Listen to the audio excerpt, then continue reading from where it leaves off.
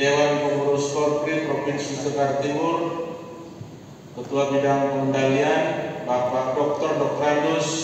Yusuf Leri Rupidara, yang kami hormati Bapak Sekretaris Daerah Kabupaten Sika, para pimpinan perangkat daerah, para peserta musyawarah Korpri Kabupaten Sika tahun 2022, hadirin para undangan sekalian yang kami hormati. Saya selaku Ketua Panitia Pelaksana Musyawarah Korpri tahun 2022 menyampaikan laporan Panitia Pelaksana Musyawarah Korpri Kabupaten Sika sebagai berikut.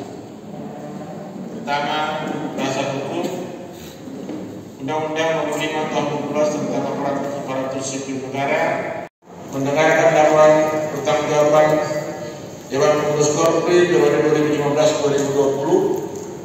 Kedua, membahas dan menetapkan program kerja Dewan Pengurus Korpri periode 2022-2027. Dan yang ketiga, memilih dan menetapkan Dewan Pengurus Korpri periode 2022-2027. Peserta musyawarah berdasarkan Keputusan Presiden Nomor 24 Tahun 2010 tentang Negara Republik Indonesia.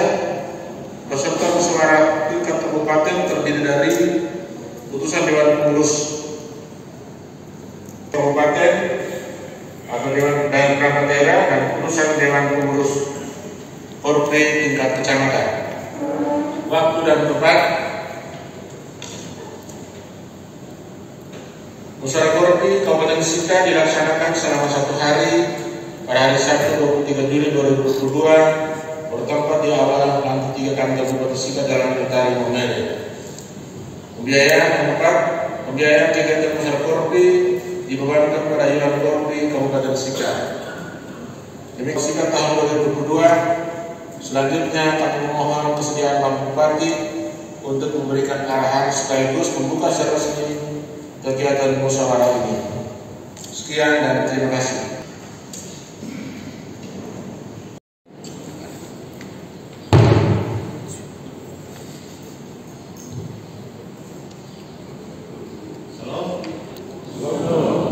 Shalom. Assalamualaikum warahmatullahi wabarakatuh. Om Swastiastu, Namo Buddhaya, salam kebajikan.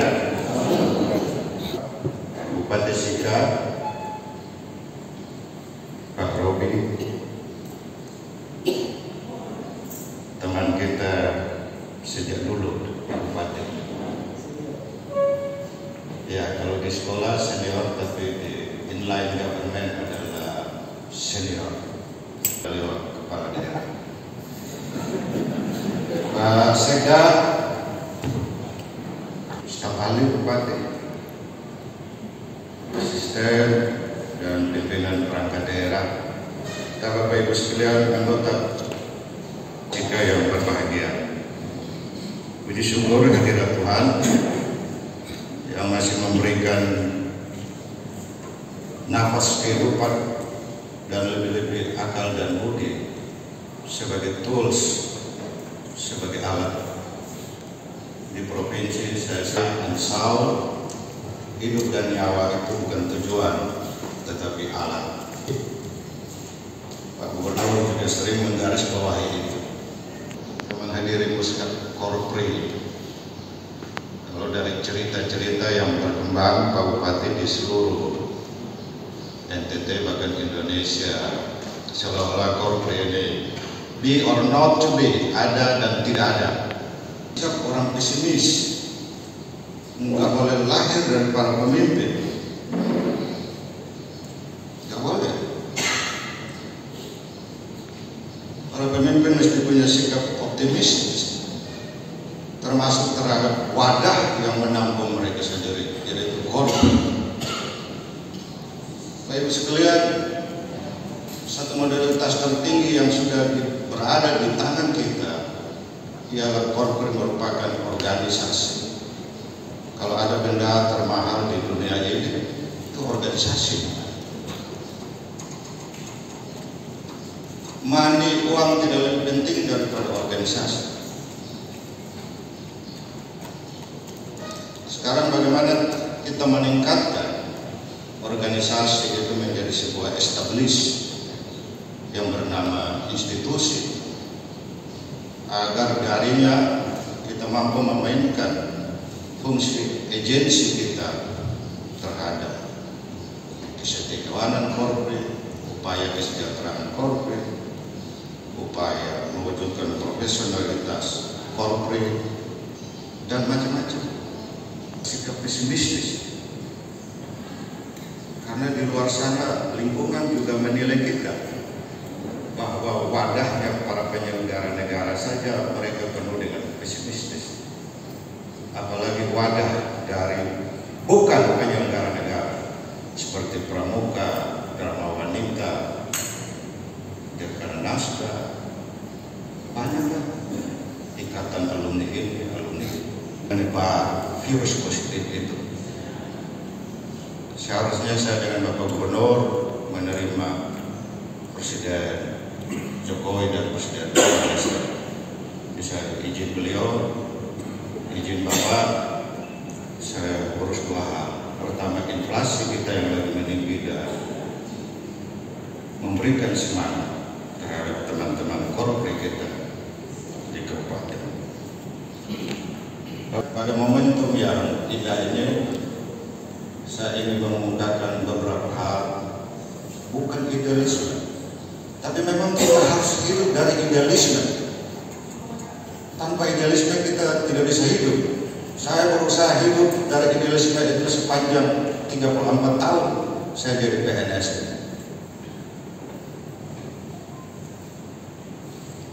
Bapak Ibu sekalian, tanggal 18 Agustus tahun 45, siang hari, Soekarno dan Hatta dilantik jadi presiden.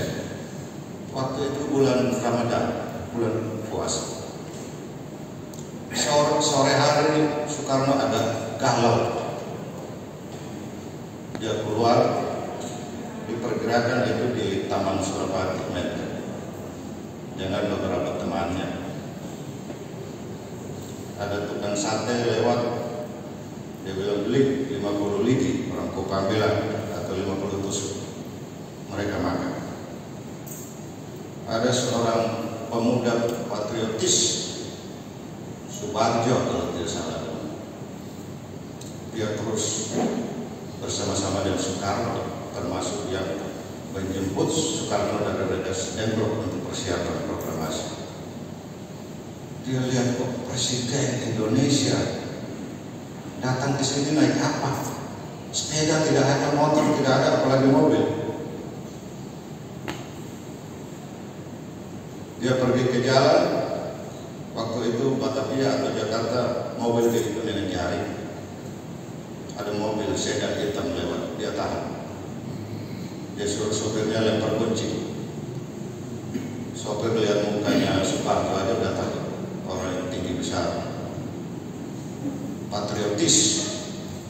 Jadi wajahnya aja udah menentukan wajah bravo, wajah orang berani. Lempar kuncinya. Kau lihat itu yang duduk di sana siapa? Kata. Itu Presiden Indonesia. Ini mobilnya siapa? Ini mobil Kepala Dinas Jawatan Kereta Api Jepang. Kau asal dari mana? Dari Jawa Tengah. Pulang ke kampung. 10 tahun dari tahun 45, pemerintahan Soekarno itu menyelenggarakan pemilu yang sangat berkualitas di Republik ini. Tahun yang sama pula pemerintahan Soekarno itu menyelenggarakan konferensi Asia Afrika, suatu konferensi yang sangat berkualitas. We don't have money, tidak ada uang. Menteri Keuangan di kala itu juga tidak ada uang. Para pemimpin negara Asia Afrika datang, akomodasi transportasinya ditanggung oleh Indonesia 10 tahun itu. Indonesia yang berusia 10 tahun itu. Nelson Mandela ketika itu lagi kena ditahan. Pemimpin Cina. Kemajuan Cina hari ini tidak lepas dari semangat gelora konferensi Asia Afrika. Bapak Ibu, saya agak semangat mengatakan ini. karena saya menangkap aura pesimistis di kalangan Korpe itu di mana-mana. Saya jadi Dewan Pimpinan Korpe dari saya masih eselon 3. Saya menangkap pesimistis itu di mana-mana. Dan orang sering menjadikan uang sebagai persoalan pokok pemerintahan. I want to tell you, you don't make money as the core of problem. Jangan sekali-sekali menyalahkan uang sebagai sumber persoalan. Karena uang itu sesungguhnya adalah benda mati.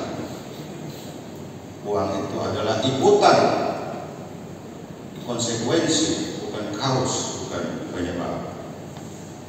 Sengaja saya cerita Soekarno tadi yang berapi-api. Saya baca bukunya waktu susun disertasi, karena disertasi saya tentang peradaban atau kebudayaan pemerintahan. Sekarang kalau kita keliling kemana-mana, saya kepala biro ekonomi, orang cuma menyalahkan uang. Uang 800 M pun dikatakan kita tidak ada uang, kami tidak ada uang. Menteri Keuangan zaman Soekarno itu tidak ada uang di tangannya. Dia berkeliling mencari uang, dia dapat di sebuah bank partikelir tinggalan Jepang pula di Jawa Timur.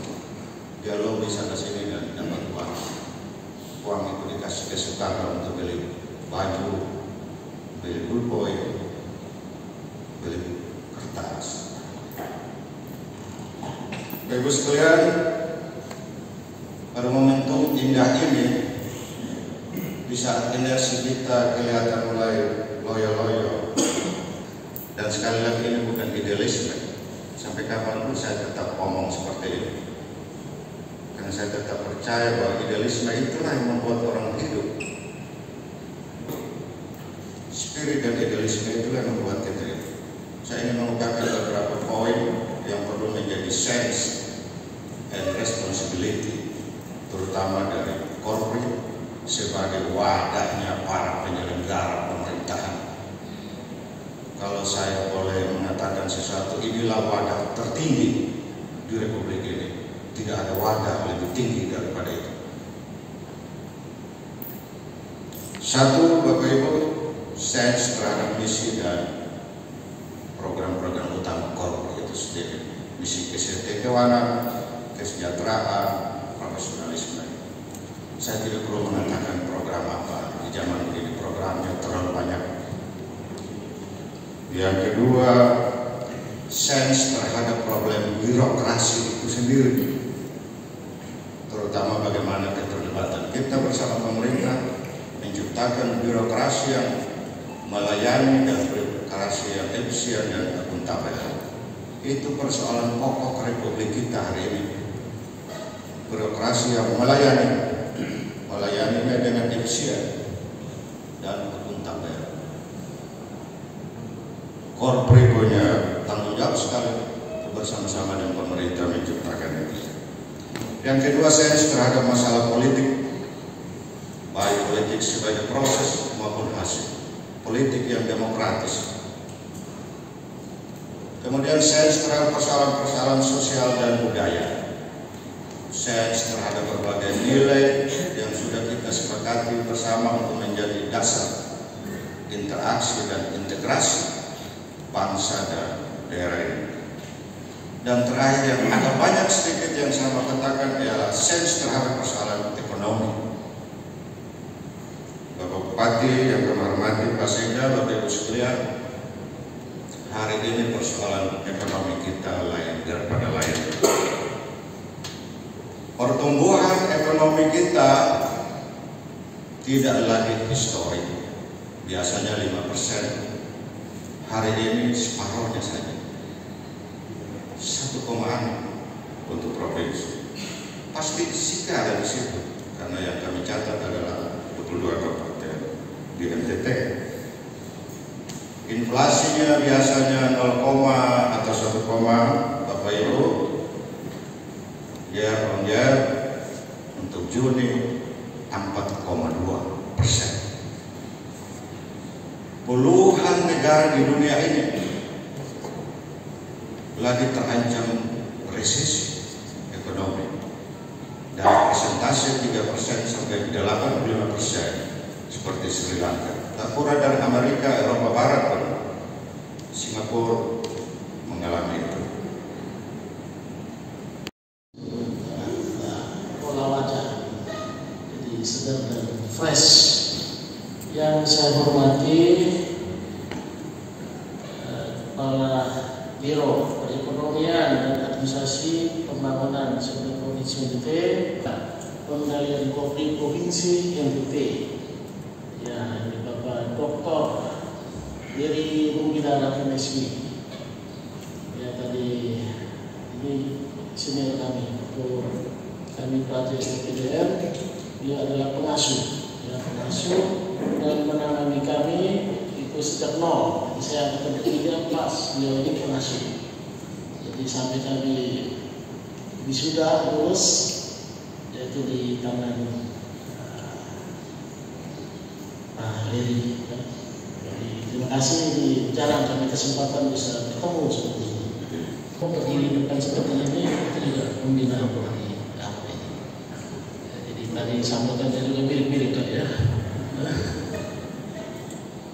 Yang saya hormati Sekretaris Daerah Kabupaten Sika, Pak Hakim, di segenap pengurus yang lalu, Polres Saudara Desa Kabupaten Sika, para pimpinan perangkat daerah, Polres Saudara Indonesia di Kabupaten Sika yang saya banggakan, yang saya hormati.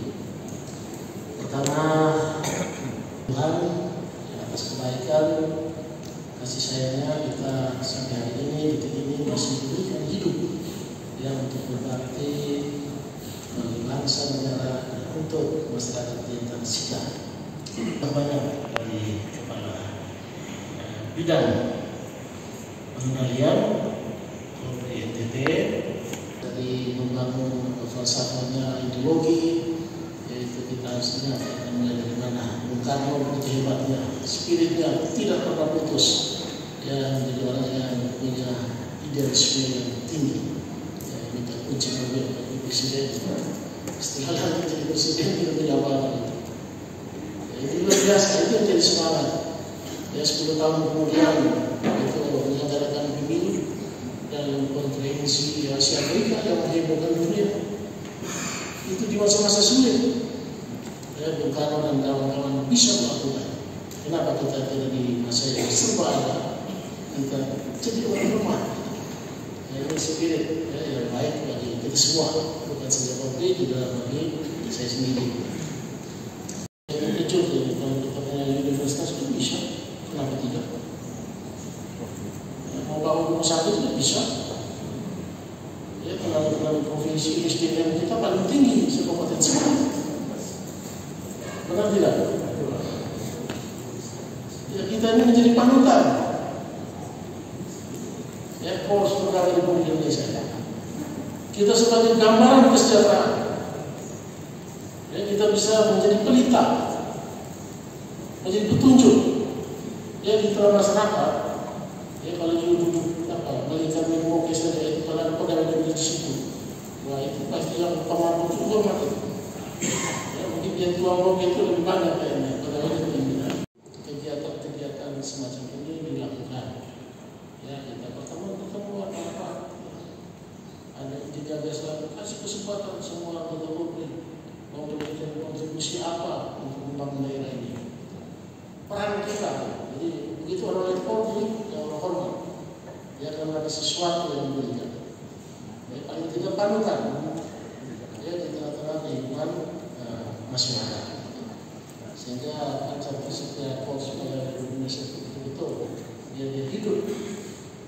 Bukan hidup, tidak sekedar dibacakan setiap hari Senin atau kesempatan lain. Lambang Polri ini selalu kita gunakan. Ya, itu ingat itu. Terbang kemana-mana. Ini organisasi yang luar biasa, hebat. Lebih hebat dari apa? Mitra kita. Lebih hebat dari pintu air.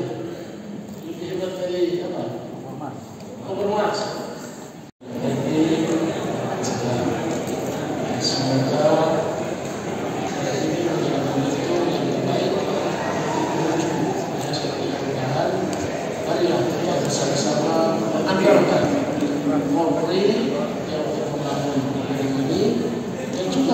kesejahteraan kita Indonesia. Akhirnya dengan memohon berkat Tuhan Yang Maha Pengasih Penyayang dan dukungan para leluhur dan Bangasika dan kita semua yang hadir di sini pada kegiatan musyawarah Korps Pegawai Republik Indonesia tingkat Bangasika saya buka dengan resmi. Semoga Tuhan memberkati.